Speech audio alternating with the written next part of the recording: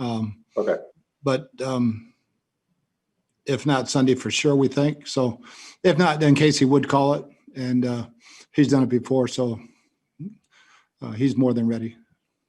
How, if at all, disruptive has this been? I guess he's been, part of some virtual meetings, and this is an opponent you played 2 weeks ago. So has there been much disruption? No, not really. It's practices run smooth. He's handled everything game plan wise with the guys, and watching the film and things like that. So it hasn't been as big a deal as I thought it might be. Mm-hmm. Thanks, Coach. You bet. We'll go over to Greg Allman.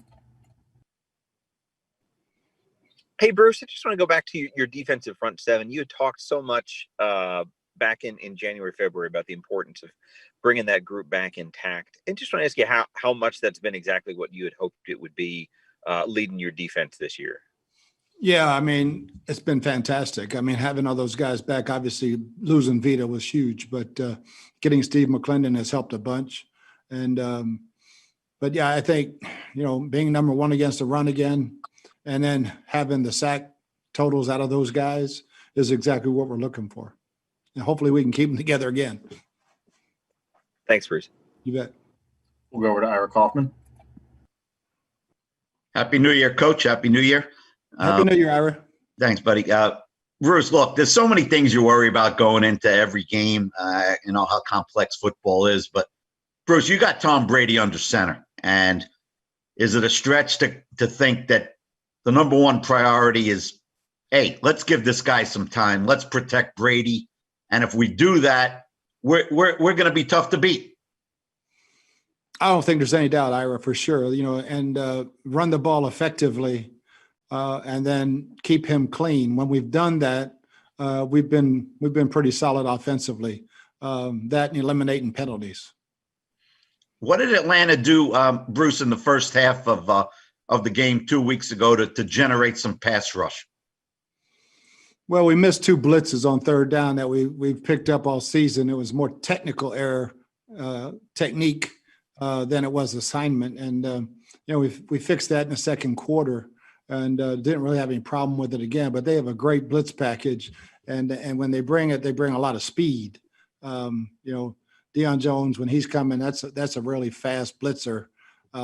So they've got really good pass rushers, but we did not handle the blitz very well on a couple of third downs. Thanks, Coach. Bet. Okay, we'll go over to John Romano. Hey, Bruce. Now that we're nearing the end of the regular season, I'm curious about your evaluation of Brady. Considering his age, considering the new offense, considering all the other factors of this year, has he met or exceeded your expectations for the season? Oh, totally exceeded. With having such a limited practice, we went to New Orleans still learning words. And, when a quarterback calls a play, he should have a picture in his head. And I don't think that happened till November, just continuing to learn what words meant and what concepts meant, and then adjusting concepts as we went along. We might have a guy might have a 3 or 4 way go on a route. We limited it to 2, things like that, as we just kept evolving. And I think right now when he calls a play, the picture's in his head, and he's really, really playing well. But he's exceeded it. His leadership is beyond anything I've ever seen. Peyton Manning's the only thing close. And on a totally different subject, you've had a relationship with AQ Shipley for a number of years through a number of organizations. What was it like for you to have to see his career end as so abruptly, so surprisingly? It was hard. I mean, it's hard. That's probably the second or third guy I've seen that happen to. But AQ, he's another coach on the field, and he's just that type of player. And, thinking it was a stinger and then seeing what it was, my biggest thing was to get him coaching right away and get him active, because I know he's going to be a great coach, and just take some of the sting away from your career being over to a new career. Thank you. You bet, John. We'll go over to Sarah Walsh. Hey, Coach, can you just update us on Ronald Jones? And I know without giving away a game plan, just I'm not sure how much it's important for you to get him in for reps or the rest, given his situation and where he's been. No, I didn't even get him going. You know, it's a totally different speed than practice. He's looked great in practice. He's catching the ball really okay with that thing on his hand, kind of like Chris did. And it was a struggle at first, but he's getting better at it. But no, we need his explosiveness out there, and hopefully we'll get him a ton this week.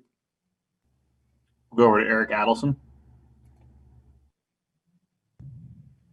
Hi, Coach. Happy New Year. I wanted to follow up on John's question. What are the little things that Brady does in the way of leadership that are maybe not obvious to us or fans that are obvious to you?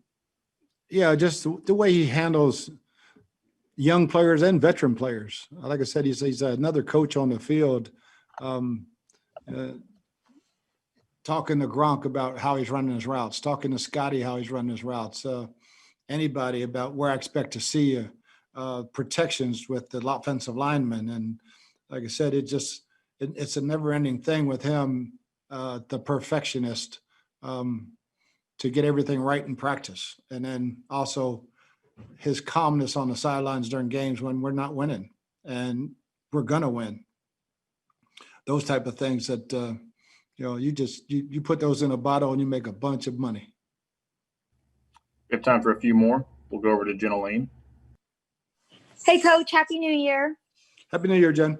Thank you. You mentioned that Rojo is wearing a brace on his hand. Is it and I know it's a different finger than Chris Godwin, but is it the same type of brace that Godwin wore, or can you just describe it and how it kind of protects the hand but still allows Rojo to be able to catch the ball? It's totally different than Chris's. He cannot extend his fingers, so his fingers are rolled up in the cast. So he's basically got three fingers on his left hand, and where Chris could use basically the other two sticking out. So it was a struggle at first, but he's getting used to it, and he's primarily a right-handed ball toter, so that's not a big thing as far as running the ball. And what about from a conditioning standpoint? You know, he missed the last 2 games because he was on the COVID-19 list and everything. What have you seen from him in terms of that? Is he able to handle a normal workload, or is that something you would want to work up to? No, he could handle it. He's in great shape, and he really didn't have any trouble with the cardiac workup after the COVID tests, and so he's in good shape and ready to roll. Great to hear. Thank you. All right, we'll go over to John Ledyard. Bruce, with Barner going down this week, Mickens coming back up. Just curious, is Mickens going to be the guy for returns once again? And would you think about, I think you've talked about it before, I can't specifically recall what you said, but would you think about Antonio Brown in some of those return roles if you were looking for a spark? Well, yeah, we if still a game time decision on who's going to be active, but Scotty Miller can return punts. Antonio can return punts. Keyshawn Vaughn and Tyler Johnson can return kicks. So we're in good shape as far as that goes. And if Jaden is up, he'll do it. How about for Carlton Davis and Mike Edwards? Any update with those guys? Carlton did some limited stuff. He'll be a game time decision. Mike Edwards practiced full today. So thank you, Coach. All right, that's all for today. Thanks, Coach. Thanks, guys.